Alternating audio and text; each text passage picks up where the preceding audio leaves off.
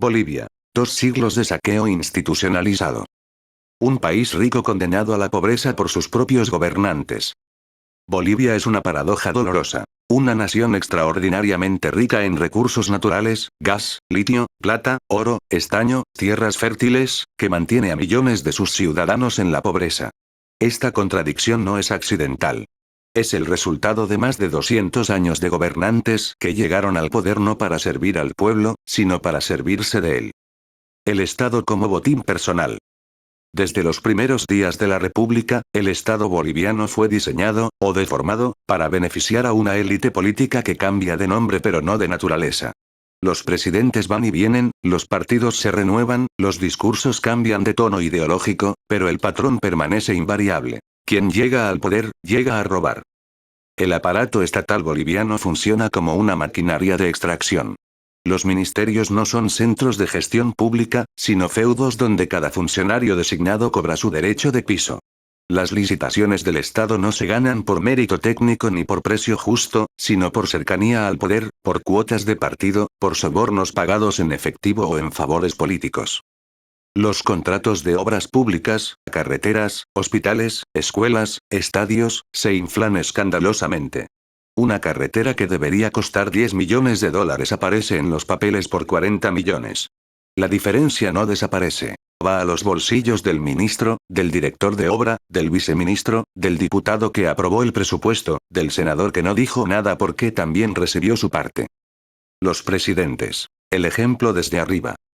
Bolivia ha tenido presidentes de todos los colores ideológicos, conservadores, liberales, socialistas, nacionalistas, populistas, y casi todos comparten el mismo denominador común: el enriquecimiento ilícito. Algunos fueron dictadores militares que saquearon abiertamente. Otros fueron presidentes democráticos que saquearon con más elegancia, usando decretos, contratos y testaferros. Hubo quien prometió revolución y terminó construyendo palacios. Quien habló de los pobres mientras acumulaba propiedades.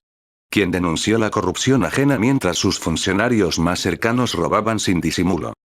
Evo Morales gobernó durante casi 14 años bajo el estandarte del proceso de cambio y la defensa del pueblo indígena.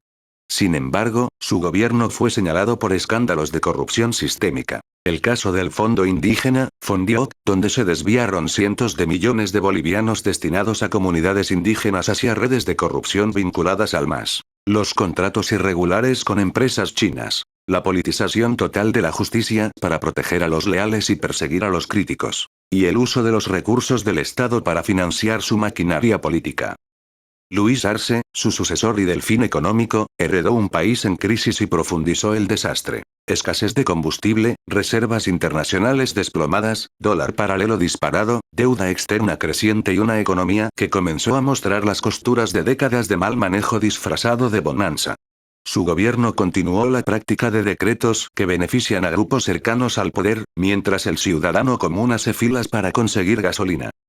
Antes del ciclo del MAS, los gobiernos del llamado período neoliberal, Paz Estenssoro en su última etapa, Banzer, Quiroga, Sánchez de Lozada, Mesa, aplicaron recetas económicas que privatizaron empresas públicas en condiciones escandalosas, favoreciendo a capitales extranjeros y a intermediarios locales bien conectados. La capitalización de YPFB, por ejemplo, fue una operación donde Bolivia entregó sus hidrocarburos a precio de regalo, mientras los bolivianos veían subir el costo de vida. Diputados y senadores. La fábrica de leyes para el robo. La Asamblea Legislativa Plurinacional debería ser el espacio donde se defienden los intereses del pueblo. En la práctica, es un mercado donde se negocian privilegios, se aprueban presupuestos inflados y se bloquean investigaciones incómodas. Los legisladores bolivianos gozan de sueldos altos en relación al promedio nacional, además de viáticos, pasajes, bonos y todo tipo de prebendas. Pero lo peor no es el sueldo oficial, es lo que obtienen por debajo de la mesa. Las leyes y decretos en Bolivia muchas veces no responden a necesidades sociales sino a intereses económicos concretos. Se aprueba una ley de tierras que beneficia a latifundistas aliados al gobierno. Se modifica un artículo tributario que exonera a un sector empresarial específico cuyos dueños financiaron la campaña. Se incluye una partida presupuestaria para una obra en una región cuyo alcalde prometió votos. Legislar, en Bolivia, demasiadas veces significa cobrar por legislar. Las comisiones parlamentarias que deberían fiscalizar al Ejecutivo se convierten en escudos protectores.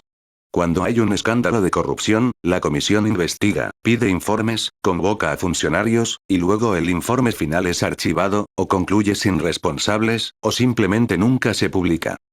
Los funcionarios públicos. La corrupción de escritorio. Por debajo de los grandes políticos existe un ejército de funcionarios públicos de nivel medio y bajo que replican el mismo sistema en escala menor pero con igual efecto devastador sobre la ciudadanía.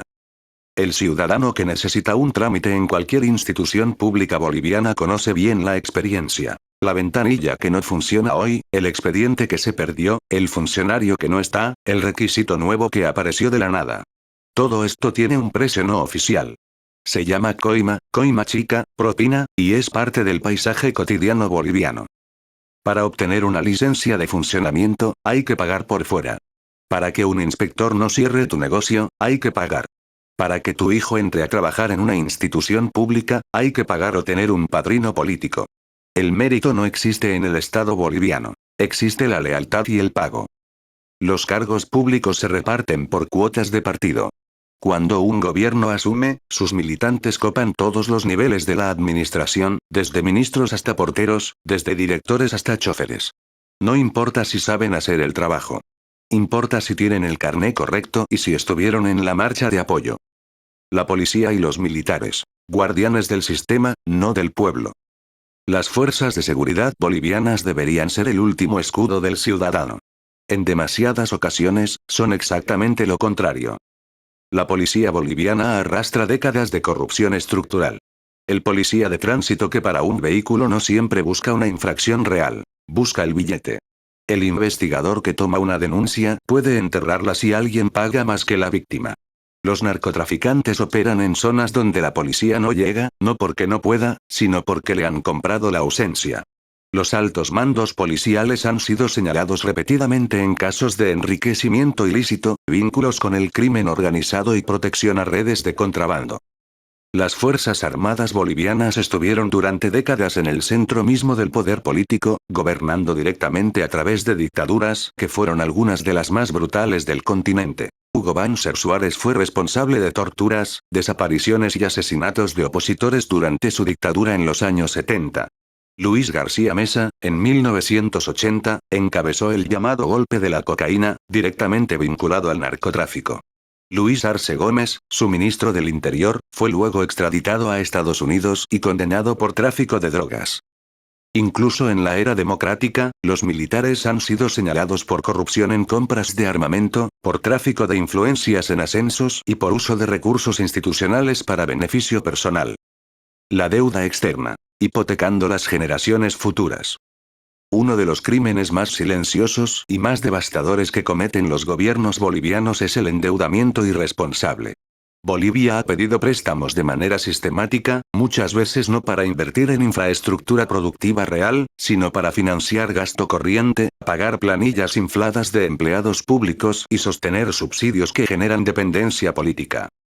Durante el boom del gas, entre 2006 y 2014, Bolivia recibió ingresos extraordinarios por exportaciones de hidrocarburos.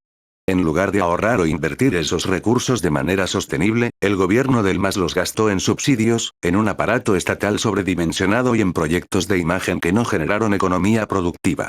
Cuando los precios del gas cayeron, quedó el gasto pero no los ingresos, y llegaron los préstamos. La deuda externa boliviana creció dramáticamente en las últimas décadas. China se convirtió en uno de los principales acreedores, a través de préstamos condicionados que incluyen contratos para empresas chinas, uso de mano de obra china y condiciones que no siempre fueron transparentes para el pueblo boliviano. Se hipotecó el futuro del país en negociaciones que nunca fueron debatidas con transparencia. Cada boliviano que nace hoy nace con una deuda que no contrajo. Esa deuda la contrajeron políticos que ya se fueron, o que siguen gobernando, y que se aseguraron de que parte de ese dinero prestado terminara en cuentas propias o en proyectos que beneficiaban a sus financiadores.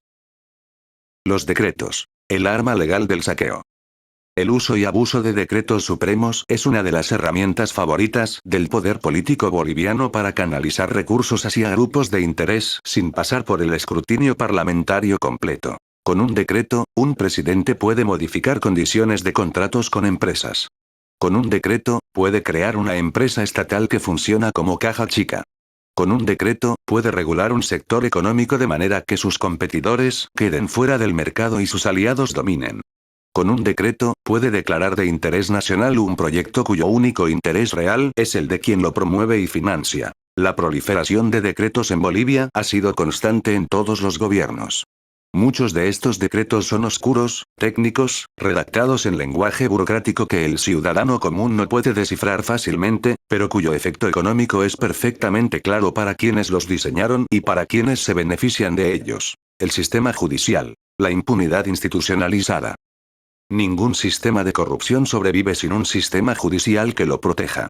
En Bolivia, la justicia no es ciega. Ve perfectamente bien quién tiene poder y quién no lo tiene, y falla en consecuencia. Los jueces en Bolivia son elegidos mediante un sistema de votación popular que, en la práctica, produce magistrados con afiliaciones políticas claras. Los tribunales son permeables a la presión del Ejecutivo. Los fiscales que investigan casos políticamente sensibles pueden ser trasladados, removidos o presionados. Los abogados que defienden a opositores del gobierno han sido perseguidos. El resultado es una impunidad casi total para el poder político. Escándalos de corrupción que en cualquier democracia funcional terminarían con funcionarios en prisión, en Bolivia terminan en archivos judiciales, en prescripciones de causas, en sobreseimientos inexplicables o en condenas contra archivos expiatorios de bajo nivel, mientras los verdaderos responsables siguen libres, muchas veces con sus cargos intactos. El caso del Fondioque es paradigmático. Cientos de millones de bolivianos destinados a comunidades indígenas fueron desviados en una red de corrupción masiva. Hubo investigaciones, hubo detenidos menores, pero los responsables políticos de mayor rango nunca enfrentaron consecuencias proporcionales al crimen cometido. El narcoestado. La sombra que crece. Bolivia es el tercer productor mundial de hoja de coca, y el narcotráfico ha penetrado de manera alarmante las estructuras del Estado. Esto no es especulación. Es el resultado de investigaciones periodísticas, informes de organismos internacionales y procesos judiciales en varios países. Las rutas del narcotráfico atraviesan Bolivia con una regularidad que sería imposible sin complicidad institucional. Cargamentos que cruzan fronteras, avionetas que aterrizan en pistas clandestinas, dinero que se lava en negocios y en la economía informal, todo esto ocurre en un país donde la policía antinarcóticos y el propio sistema judicial son parte del problema.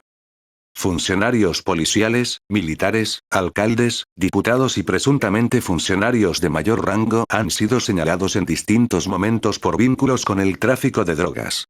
La corrupción del narcotráfico no compite con la corrupción política, se fusiona con ella. Más de 200 años de deuda con el pueblo boliviano. Bolivia declaró su independencia en 1825. 200 años después, el balance es desolador. Un país que debería ser próspero sigue entre los más pobres de América del Sur. Una nación con recursos naturales incalculables no puede garantizar agua potable en muchos municipios, ni salud de calidad, ni educación que compita con estándares mínimos internacionales. Las generaciones bolivianas han sido sistemáticamente robadas. No una vez, no por un gobierno, no por un partido, sino de manera continua, estructural e impune por una clase política que se perpetúa cambiando de nombre. El campesino que trabaja la tierra no tiene acceso a crédito productivo porque los bancos públicos están politizados. El estudiante que se gradúa con honores no consigue trabajo en el Estado porque no tiene padrino político. El empresario pequeño que quiere formalizarse se ahoga en burocracia corrupta. El enfermo que necesita atención en un hospital público encuentra medicamentos que deberían estar disponibles pero que alguien vendió por fuera. Cada boliviano paga el precio, todos los días, de la corrupción de sus gobernantes. La responsabilidad que no puede seguir postergándose. Llamar políticos a quienes han gobernado Bolivia de esta manera es un eufemismo generoso. Un político sirve al bien común, representa intereses colectivos, rinde cuentas, acepta la alternancia. Lo que Bolivia ha padecido en demasiadas ocasiones son delincuentes con poder institucional. Personas que usaron el aparato del Estado para enriquecerse, para protegerse, para perpetuarse, para aplastar a quienes los cuestionaban. Sus crímenes tienen nombres concretos. peculado, malversación de fondos públicos, colusión en contratos del Estado, tráfico de influencias, enriquecimiento ilícito, obstrucción de justicia, persecución política. No son errores de gestión. No son malas decisiones técnicas. Son delitos. Y los delitos tienen consecuencias, o deberían tenerlas. La impunidad no es solo una injusticia moral. Es también el combustible que alimenta el próximo ciclo de corrupción. Cuando un político corrupto sale del gobierno sin consecuencias, le enseña a su sucesor que el robo no tiene costo. Cuando un funcionario que desvió fondos termina con una pensión y su libertad, le demuestra a toda la clase política que el sistema está diseñado para protegerlos. Basta de impunidad en Bolivia no es solo un grito de frustración, es la condición mínima para que el país tenga alguna posibilidad de futuro. Lo que Bolivia necesita y merece. El pueblo boliviano, trabajador, resiliente, diverso, rico en cultura e historia, merece algo que nunca le han dado de manera sostenida: gobernantes que realmente gobiernen para él. Bolivia necesita una justicia verdaderamente independiente, con jueces que no deban su cargo a ningún partido y que fallen sin miedo. Necesita una fiscalía que investigue al poderoso con el mismo rigor que al ciudadano común. Necesita transparencia total en el uso de los recursos públicos, con acceso real a la información para cualquier ciudadano. Necesita fuerzas de seguridad que sirvan a la ley y no al gobierno de turno. Necesita una clase política que entienda que el poder público es un servicio, no un negocio.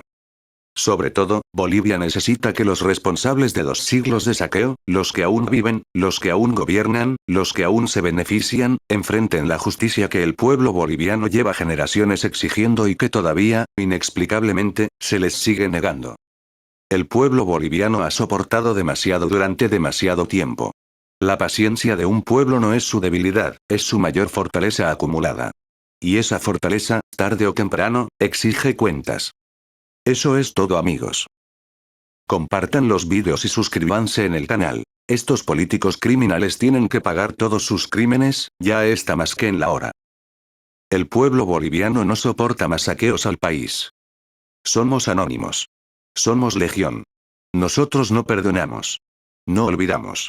Espéranos. Ciudadanos del mundo. Hoy nos encontramos en una encrucijada y debemos tomar una decisión. O peleamos por lo que es correcto, o seguiremos permitiendo ser controlados por la avaricia de otros. Luchamos por la libertad de expresión.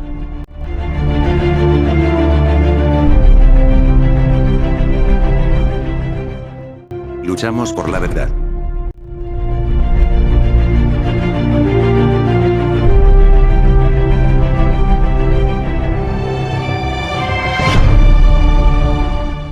Únete a nosotros.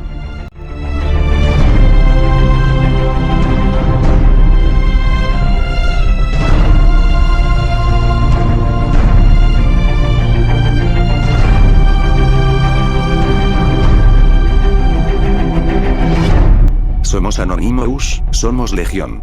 No perdonamos, no olvidamos. Espérenos.